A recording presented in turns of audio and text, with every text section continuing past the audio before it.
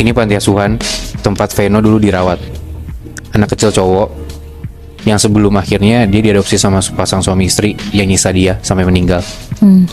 Ini ceritanya dari Twitter by the way. Namanya Mbak Desi. Si Mbak Desi ini dapat cerita dari narasumbernya namanya Mas Nunu. Nah, Mas Nunu ini adalah guru ngaji yang ngajar di panti asuhan itu. Oke. Gua nggak dikasih tahu sama sekali nama panti asuhan dan nama daerahnya karena benar-benar dirahasiain banget. Jadi panti ini Muy, berdirinya sejak 1995 sampai akhirnya ditutup tahun 2018. Nah, panti asuhan ini tuh isinya 35-an anak. Usianya dari lahir sampai 18 tahun. Kebanyakan dari mereka tuh dititipin di tempat ini, kiriman dari dinas sosial setempat daerah situ. Macam-macam sih, tapi ya kebanyakan akibat hasil hubungan luar nikah atau orang tua yang ekonominya menengah ke bawah yang gak mampu ngehidupin anak gitu loh. Oke. Panti ini dikelola sama suami istri. Mereka berdua ini gak punya keturunan. Akhirnya Ustadz Bahri ini bikin panti asuhan buat ngehibur istrinya, biar ngurus banyak anak. Dan ternyata bener aja, istrinya tuh sayang banget sama anak-anak panti yang dia urus. Banyak anak panti di situ tuh yang disabel Muy, termasuk salah satunya anak cowok, umurnya sekitar 7 tahunan, namanya Veno. Nah, Veno ini ada cacat di kaki kirinya. Jadi kaki kirinya Veno tuh lebih pendek dari kaki kanan. Jadi dia selalu harus pakai tongkat di kanan kirinya gitu buat jalan. Suatu hari Veno ini diadopsi sama sepasang suami istri. Nah, ini gue recall dikit ya tentang kronologinya dan cerita tentang Veno bersama orang tua adopsinya. Jadi suatu hari Veno ini diadopsi sama sepasang suami istri. Sebenarnya prosedur buat adopsi ini rapih dan lumayan ketat dari Dinsos juga gitu. Kayak harus ada persetujuan dari dinas sosial itu. Malah katanya ada tes psikologi layak jadi adopter atau enggak. Intinya harusnya aman banget lah. Jadi nggak akan ada semacam perdagangan anak manusia atau macem-macem gak baik gitu loh, nggak ada. Tapi akhirnya Veno ini setelah diadopsi sama orang tuanya itu, Veno ini ditemuin meninggal gara-gara disiksa sama orang tua angkatnya sendiri. Nah, Bu Lia yang ngurus Veno dari kecil itu tuh sakit hati banget Muy. Bahkan sampai pingsan setelah tahu kabar Veno yang udah meninggal dan tragis banget meninggalnya. Dari situ tuh Bu Lia sering banget nangis, manggil-manggilin nama Veno terus. Nah, jadi Veno ini jasadnya tuh ditemuin sekitar 1 bulan setelah dia meninggal. Jadi dia meninggal gara-gara dipukul di bagian dada kiri sama orang tua angkatnya. Terus orang tua angkatnya kabur gitu aja. Gak ada yang tahu tuh. Sampai sebulan kemudian barulah ditemuin jasadnya sama polisi, jasadnya si Veno ini. Dan barulah dikabarin ke pihak panti. Setelah diselidikin, ternyata dari jasad ini meninggal sampai udah ditemuin setengah membusuk, itu tuh hampir sekitar 1 bulan. Dalam jarak hampir 1 bulan itu, di minggu keduanya setelah Veno meninggal, tapi ya orang-orang belum tahu gitu ya, Mas Nunu ini yang lagi ngajar ngaji di panti itu ngelihat sosok Veno tuh ada di panti.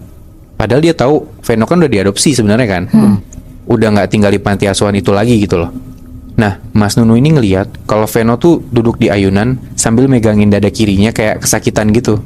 Pas Mas Nunu ngedeket ke arah ayunan ini, sosok ini malah hilang. Mas Nunu mikir kayak, oh ya mungkin saya halu aja. Tapi di malam yang sama, sekitar jam 10 malam, salah satu anak panti yang dulu sekamar sama Veno bilang si anak kecil ini didatengin sama Veno. Pas si anak kecil ini mau tidur nih, tiba-tiba kamar kebuka sendiri. Terus Veno masuk ke dalam kamar kayak lagi kesakitan juga. Terus Veno duduk tuh di atas kasurnya yang lama, karena dulu sekamar kan si Veno sama si anak kecil ini. Terus sosok Veno ini bilang, malam ini aku mau tidur di sini bentar, soalnya kangen sama panti. Besok aku balik lagi. Tapi si anak ini tahu kalau misalnya Veno udah meninggal kan, Bi? Nggak tahu. Karena kan dari kejadian sebenarnya Veno ini meninggal sampai ketahuan dia meninggal tuh kan sebulan. Nah, pas si Veno udah meninggal, dalam jarak 2 minggu aja nih, tiba-tiba si sosok Veno yang belum diketahuin dia meninggal apa enggak itu datang ke panti ini gitu loh. Terus si Veno bilang, udah kamu tidur lagi aja sana. Nah, awalnya ya anak ini seneng dong karena ada temennya balik lagi dong, nemenin dia tidur gitu. Namanya anak-anak juga kan gak akan mikir apa-apa gitu. Tapi pas alarm subuh bunyi, si anak ini bangun, Veno udah gak ada. Awalnya si anak ini mikir, oh udah jalan duluan kali ke musola buat subuh. Tapi ternyata pas udah sampai di musola, si anak ini nggak ngeliat Veno sama sekali. Dan yang namanya anak kecil lagi, dengan polosnya dia nanya ke salah satu pengurus, Veno mana? Pengurusnya juga bingung karena setahu dia, ya Veno kan udah diadopsi. Gimana cara balik lagi, gitu kan? Akhirnya pengurusnya ini ngasih tau lah ke Ustadz Bahri, ke kepala pantinya. Ya Ustadz Bahri juga kaget dong, masa ada Veno, kan dia udah diadopsi. Nggak mungkin juga di subuh-subuh datang anak kecil gitu kan. Tapi berlanjut lagi Nat, Muy, ke pengurus panti. Nah beberapa hari kemudian setelah kejadian itu, sempet mereka nih, si pengurus panti itu didatengin sama Veno. Dua pengurus panti ini ngedenger suara tangis yang suaranya tuh kayak suara Veno. Dan lama-lama tangisannya tuh makin kenceng, dan tiba-tiba hilang gitu aja. Bahkan gak cuma panti ini doang Nat, Muy. Setelah udah kesebar tuh kalau Veno ini ditemuin meninggal, rumah-rumah warga sekitaran panti itu diteror juga sama arwah atau korinnya si Veno ini. Jadi warga-warga tuh ngaku kalau pintu rumah mereka selalu diketok sama anak kecil laki-laki di atas jam 9 malam. Kenapa mereka tahu itu anak kecil laki-laki? Karena kalau dilihat dari jendela, sosoknya tuh mirip sama Veno.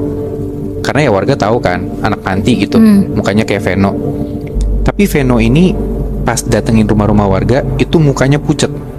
Baju yang dipakai juga banyak banget darah. Tetap masih pakai tongkat di kedua tangannya. Terus sambil ngetok pintu warga malam-malam itu dari luar, sosok ini ngomong, "Tolong saya tidak mau disiksa lagi. Sakit.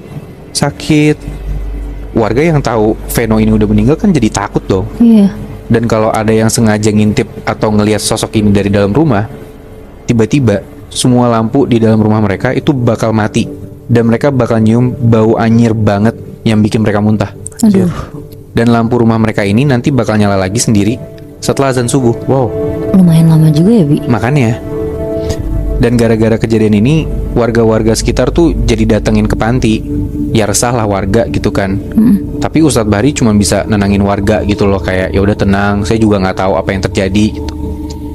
Nah cuman di sisi lain nih, kondisinya tuh makin berat karena istrinya Ustadz Bahri, si Bulia, itu masih sedih banget Nat, Muy, gara-gara terpukul banget lah pas tahu anak yang dia udah anggap anak sendiri, yang dia urus dari lahir sampai umur 7 tahun tuh mati tragis gitu loh. Nah akhirnya Nat, Muy, Ustadz Bahri itu ngehubungin pihak dinas sosial buat datang ke pantinya dia. Tujuannya buat nyerahin semua anak panti yang masih tersisa buat diserahin aja ke dinsos. Karena Ustadz Bahri ini ngerasa bersalah banget lah sama kejadian yang udah terjadi ini. Ditambah istrinya tuh nangis terus, sedih terus, dan bener-bener parah lah kondisinya. Jadi Ustadz Bahri ini berencana buat bawa pulang aja istrinya ke kampung, biar istrinya ini bisa berdamai lah sama keadaan ini. Takutnya kalau tetap di panti, istrinya ini tetap keinget dan jadi sedih terus. Awalnya pasti istrinya nggak mau gitu kan, tapi setelah dirayu terus akhirnya nurut juga. Dan sampai cerita ini ada di Twitter tahun 2021, panti ini masih kosong Nat, Muy, kayak nggak kerawat gitu. Dan katanya masih sering tuh ada kejadian mistis. Katanya arwah si Veno ini masih ada di dalam situ, karena hampir tiap malam warga yang lewat panti itu selalu dengar bunyi ayunan gerak sendiri, kayak ada sosok yang suka main di sana gitu loh. Berarti sebenarnya panti ini udah tutup di tahun 2018, tapi bangunannya masih ada sampai sekarang. Masih, tapi terbengkalai, kayak nggak diurus sama sekali gitu loh. Wah anjing. Terus Bi, kenapa si Veno ini menghantui si panti asuhan ini ya? Nah, gue juga nggak tahu sih Nat, karena memang gue nggak bisa dapat info yang lebih jelas nih atas cerita ini. Cuman kalau gue pikir-pikir ya, atau gue asumsiin ya, kayaknya sih dia ngerasa ya dia nggak punya rumah lagi gitu loh selain panti asuhan. Karena mungkin lebih nyaman juga buat tinggal di panti asuhan dibanding rumah yang tempat dia disiksa gitu loh. Ya gue juga mikirnya Veno ini sebenarnya nggak niat untuk menghantui, bener gitu. Tapi karena dia udah meninggal dan yang bisa balik ke panti asuhan cuman arwahnya, jadi orang-orang yang hidup kayak kita ini ngerasa kayak ada sosok yang ngehantuin panti asuhan itu, which is ya si arwah Veno ini. Iya.